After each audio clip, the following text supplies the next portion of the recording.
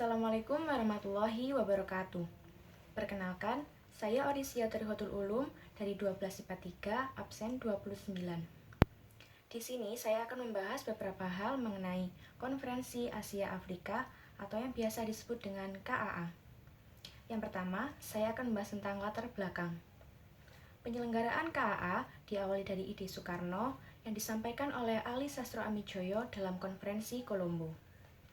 Dalam konferensi tersebut, kelima Perdana Menteri sepakat mengenai perlunya diadakan KAA. Kemudian, pada tanggal 30 April 1954, Perdana Menteri Indonesia, Ali Sastro Amijoyo, mengusulkan Indonesia sebagai tuan rumah diselenggarakannya KAA. Dan hal tersebut disetujui oleh keempat Perdana Menteri lain yang hadir dalam konferensi Kolombo. Munculnya ide penyelenggaraan KAA dikarenakan setelah Perang Dunia Kedua muncul dua kekuatan raksasa yang saling bertentangan di politik dunia. Kedua kekuatan raksasa yang dimaksud adalah Blok Barat yang dipimpin oleh Amerika Serikat dan Blok Timur yang dipimpin oleh Uni Soviet. Pertentangan antara Blok Barat dan Blok Timur ini sangat mempengaruhi keadaan negara di benua Asia dan Afrika.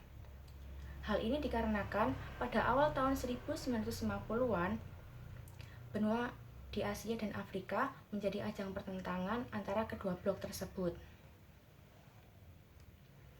Ketegangan yang terjadi tidak hanya mengenai masalah ideologi, tapi juga hingga mengakibatkan pertempuran-pertempuran bersenjata yang mengancam perdamaian dunia, khususnya kemerdekaan dan perdamaian yang baru saja diraih oleh negara-negara di Asia dan Afrika.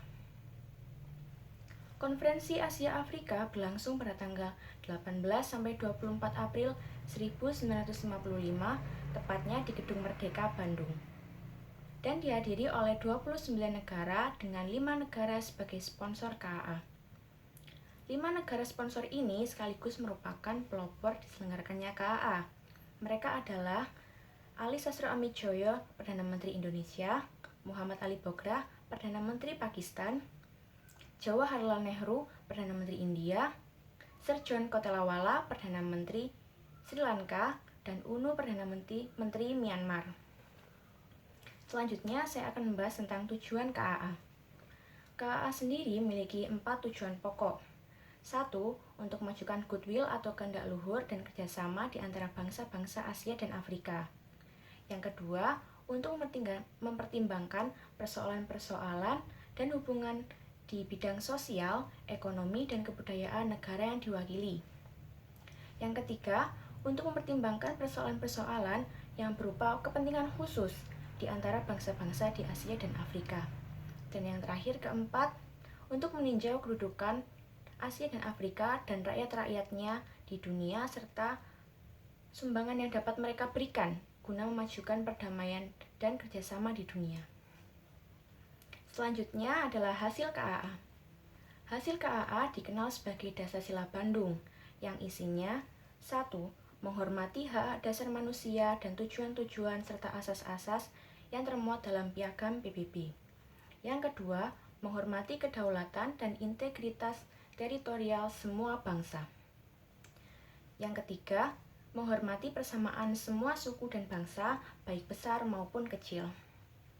Yang keempat, tidak melakukan intervensi atau campur tangan dalam soalan-soalan dalam negeri negara lain. Yang kelima, menghormati hak setiap bangsa untuk mempertahankan diri secara sendirian ataupun kolektif sesuai dengan Piagam PBB.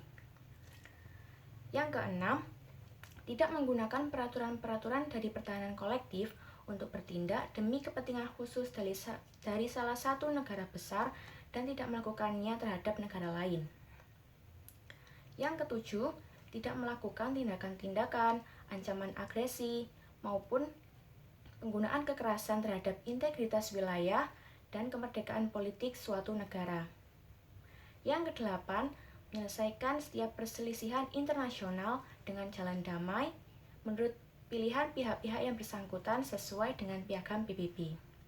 Yang kesembilan, memajukan kepentingan bersama dan kerjasama. Dan yang terakhir, yang ke-10, menghormati hukum dan kewajiban-kewajiban internasional. Yang terakhir, saya akan membahas tentang dampak KAA. Beberapa dampak setelah diselenggarakannya KAA di antara lain, yang pertama, sejumlah kawasan di Asia dan Afrika memperoleh kemerdekaan. Yang kedua, meningkatnya solidaritas di antara bangsa-bangsa Asia dan Afrika, baik dalam menghadapi masalah internasional maupun regional. Yang ketiga, lahirnya gerakan non-blok atau yang biasa disebut dengan GNB. Yang keempat, Amerika Serikat dan Australia menghapuskan politik diskriminasi ras. Dan yang terakhir, yang kelima, politik luar negeri tidak memihak yang dianut oleh Indonesia dan India mulai diikuti oleh negara-negara yang baru merdeka. Jadi, itulah yang bisa saya sampaikan mengenai konferensi Asia Afrika. Mohon maaf bila ada salah kata. Semoga dapat bermanfaat bagi kita semua. Terima kasih dan wassalamualaikum warahmatullahi wabarakatuh.